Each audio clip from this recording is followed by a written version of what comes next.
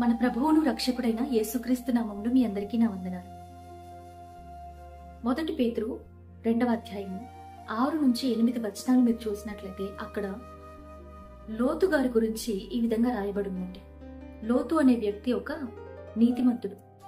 దుర్మార్గుల యొక్క కామ వికారయుక్తమైన నడవడి చేత నొప్పింపబడిన వ్యక్తి. ప్రతి దినము తను చూస్తున్న విషయములను బట్టి, తను వింటున్న విషయములను బట్టి నీతి కలిగిన తన హృదయాన్ని నొప్పించుకుంటూ జీవించిన వ్యక్తి. ఇటువంటి వ్యక్తిని దేవుడు సొదొమ గొమొర్రా ప్రాంతంలో నశించిపోకుండా తప్పించాడు అని రాయబడింది. ఈ లోతు అబ్రహాము యొక్క బంధువండి. అబ్రహాము దేవుని యొక్క పిలుపును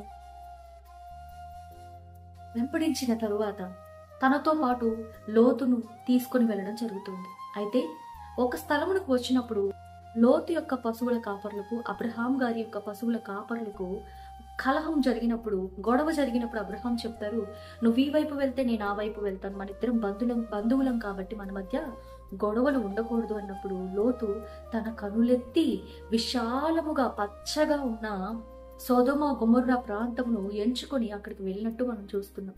అయితే ఆ ప్రాంతము చాలా ఘోరమైన ప్రాంతం అండి. మీరు ఆదికాండం గ్రంథంలో చూసినట్లయితే సొదొమ గొమొర్రా యొక్క మొర దేవుని దగ్గరకు వెళ్ళి దేవుని వద్ద నుంచి 2 దూతలు వచ్చి నిజమా కాదా అని విచారించుకుని ఆ తర్వాత ఆ సొదొమ గొమొర్రా ప్రాంతం మీదకి అగ్ని గంధకములను యెహోవా కురిపించడం అనేది మనం చూస్తూ ఉన్నాం.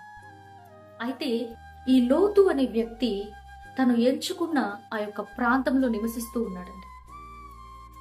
వాక్యం చెప్తుంది, ప్రతి దినము ఆయన తన హృదయాన్ని నొప్పించుకుంటూ వస్తూ ఉన్నాడంట. ప్రతి దినము నీతి కలిగిన తన యొక్క మనస్సును నొప్పించుకుంటూ తన చుట్టూ ఉన్న వ్యక్తుల కామ వికార యుక్తమైన నడవడి చేత బాధించబడుతూ జీవిస్తున్న లోతు. అయితే ఎంత బాధించబడుతున్నా, ఎంత నొచ్చుకుంటున్నా అదే ప్రాంతంలో తన యొక్క కుమార్తెలకు భర్తల్ని తీసుకొచ్చాడు.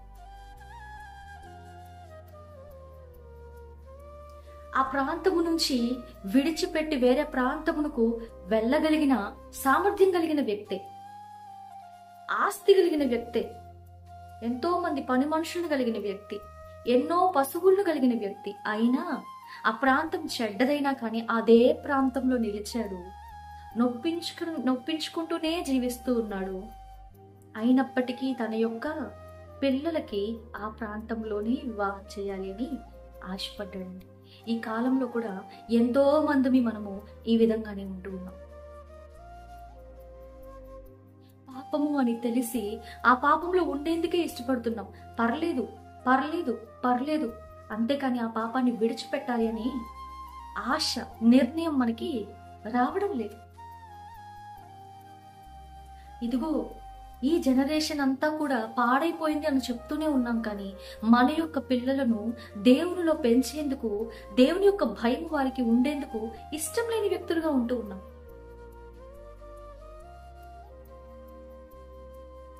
నిజమే కదా, నిజమే కదా. ఒకవేళ మీరు కూడా ఈ లోతు గారి ప్రవర్తననే కలిగి ఉన్నారు. చూడండి, యెహెజ్కేలుకు రాసిన గ్రంథంలో, యెహెజ్కేలు గ్రంథంలో 22వ అధ్యాయం 30వ వచనాన్ని మీరు చూసినట్లయితే, ఈ యొక్క దేశము పాడైపోకుండా దట్టపరచబడేందుకు ఎవరైనా బండ సందుల్లో నుంచి విజ్ఞాపన చేస్తున్నారని వెతుకుతున్నాడంటండి దేవుడు. ఒకవేళ ఆ దినాన ఈ యొక్క లోతు గారు, నీతిమంతుడైన లోతు గారు ఆ సొదొమ గొమొర్రా ప్రాంతముల గురించి నొప్పించబడినప్పుడు, దేవా ఈ ప్రాంతాన్ని రక్షించయ్యా, దేవా ఈ ప్రాంతంలో దేవుని యొక్క భయము లేదయ్యా, దేవా ఈ ప్రాంతంలో నీ ఎడల భయభక్తులు లేవయ్యా, దేవా ఈ ప్రాంతంలో నువ్వు ఎంతో అవసరమై ఉన్నావయ్యా అని ప్రార్థించి ఉంటే సొదొమ గొమొర్రా ప్రాంతము ఈ దినాన రక్షించబడి ఉండేది కదా. దేవుడు కనికర సంపన్నుడండి, కృపగలిగిన దేవుడండి. కొత్త నిబంధన గ్రంథంలో మీరు చూసినట్లయితే కపెర్నహూమా, యేసుక్రీస్తు వారు చెప్తారు, నీ మధ్య చేయబడిన అద్భుత కార్యాలు సొదొమ గొమొర్రా ప్రాంతంలో చేయబడి ఉన్నట్లయితే అవి గోనె పట్ట కట్టుకొని ఆ దినమున రక్షించబడి ఉండేది. ఎందుకు రక్షించబడలేకపోయింది? ఎందుకు నాశనమునకు అది లోనైపోయింది? మనకు సాదృశ్యంగా ఉండేందుకే. కానీ ఒక్క మారు ఎవరైనా విజ్ఞాపన చేసేవారు ఆ బండ సందులలో నిలవబడి, దేవా ఈ ప్రాంతాన్ని రక్షించని విజ్ఞాపన చేస్తుంటే వారి మొరను బట్టి ఆ యొక్క ప్రాంతాన్ని రక్షించేందుకు సామర్థ్యం కలిగిన దేవుడండి మన దేవుడు. ఏ ఒక్కరూ నశించిపోవడం ఆయనకి ఇష్టం లేదు. నువ్వు ఉంటున్న ప్రాంతం కూడా ఈ విధంగానే ఉందా? నువ్వు ఉంటున్న ప్రాంతంలో కూడా దేవుని ఎడ్ల భయము, భక్తి లేదా?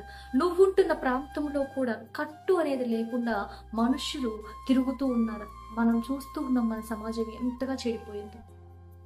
చిన్న పిల్లల దగ్గర నుంచి వృద్ధాప్యంలో ఉన్న వారి వరకు ప్రేమ చల్లారిపోతూ వస్తుంది. అక్కడ చాలా దగ్గరగా ఉంది, రాత్రి చాలా దగ్గరగా ఉంది, పగలు కొంచెం సమయం మాత్రమే.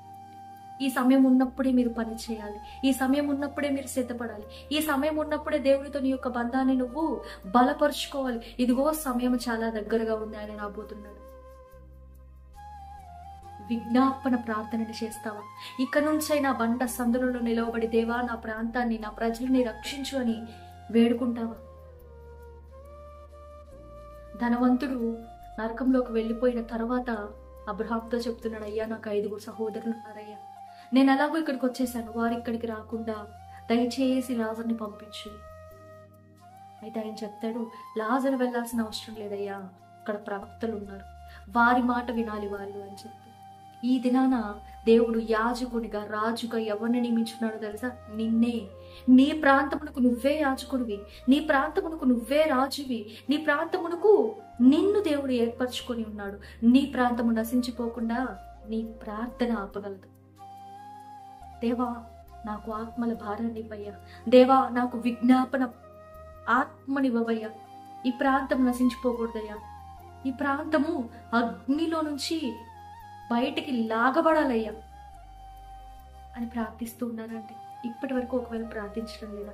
కేవలం నీ కుటుంబం కోసం మాత్రమే కాదు, కేవలం నీ భార్య, భర్త, నీ పిల్లల కోసం మాత్రమే కాదు, మీ తల్లిదండ్రుల కోసం మాత్రమే కాదు, మీ బంధువుల కోసం మాత్రమే కాదు, మీ ప్రాంతం కోసం కూడా మీరు ప్రార్థిస్తారు.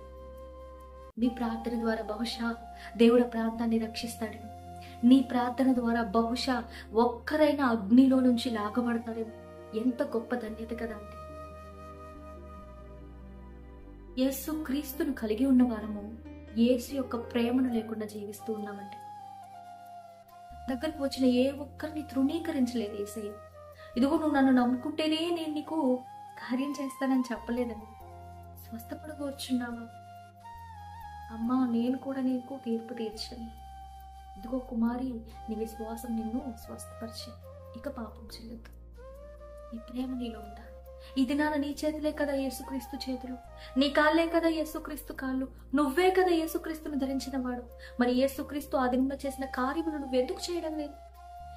యోహాను సువార్త 14:14 దేవుడు చెప్పాడు, నా యందు విశ్వాసం ఉంచువాడు నేను చేసిన కార్యముల కంటే ఇంకా ఘనమైన కార్యములు చేస్తాడు. ఎందుకు చేయలేకపోతున్నావు? ఎందుకు అనంటే భారం లేదండి, ప్రేమ లేదండి. దయచేసి విజ్ఞాపన ప్రార్థన యొక్క ఇంపార్టెన్స్ గ్రహించండి. మీ మోకాల మీద పోరాడండి. మన ప్రార్థన ఎంత బలమైనది అనంటే దేవుని ఎదుట ప్రాకారములను కూలగొట్టగలదు. ఎరుకో గోడలు కూల్చిందండి. అపవాది యొక్క నరక ద్వారములు అదరాలి నీ ప్రార్థనను బట్టి. మీరు నివసిస్తున్న ప్రాంతము కదల్చబడాలి, ఒక ఉజ్జీవం రావాలి నీ ప్రార్థనను బట్టి. నువ్వు ఒక యోధుడివి, జ్ఞాపకపరచుకో. క్రీస్తు యొక్క సైనికుడు, పరిగెత్తు. దయచేసి నొప్పించుకుంటూ జీవించుకోకండి, కాంప్రమైజ్ అయిపోతూ జీవించకండి. దేవుని కొరకు నిలవబడండి, దేవుడు నీ కొరకు నిలవబడతాడు. దేవుడి వాక్యాన్ని దీవించును గాక. Praise the lord.